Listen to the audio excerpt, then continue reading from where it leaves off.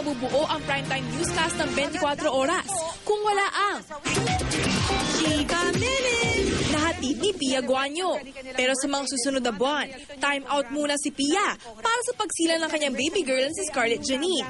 Ang kanyang mga malalapit na kaibigan at katrabaho sa showbiz, may kanya-kanya ng mensahe sa mom-to-be. Pia, I'm so happy for you. Naku, Maria Josep!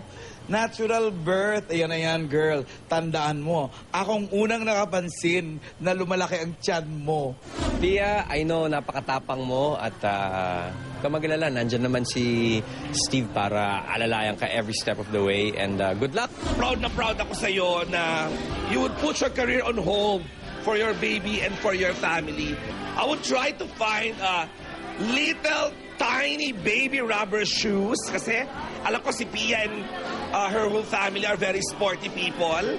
So I'm pretty sure na yung magiging anak ni Pia, magiging into sports din. Naku, I'm so excited for you, Pia. I wish you, of course, all the best na maging healthy ka at ang baby mo at ang maging happy, puro positivity. Sana makabalik siya agad kasi madaming makakamiss sa kanya. At huwag siya mag-worry masyado sa mga fats dahil mawawala rin yan at part yan ng motherhood. Take your time. Huwag ka munang bumalik sa work.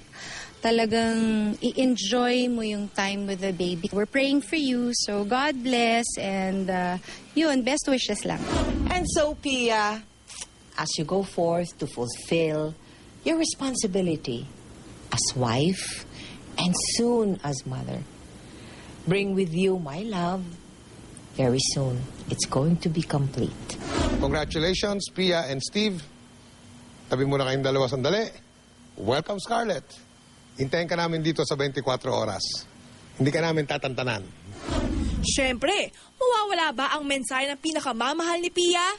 Pia, you've been a caring wife. And wala kang katulad. You're a blessing from God. And I'm excited to see our baby and excited to face this new chapter in our lives. So, I love you, darling. Katatibayan updated sa showbiz happenings.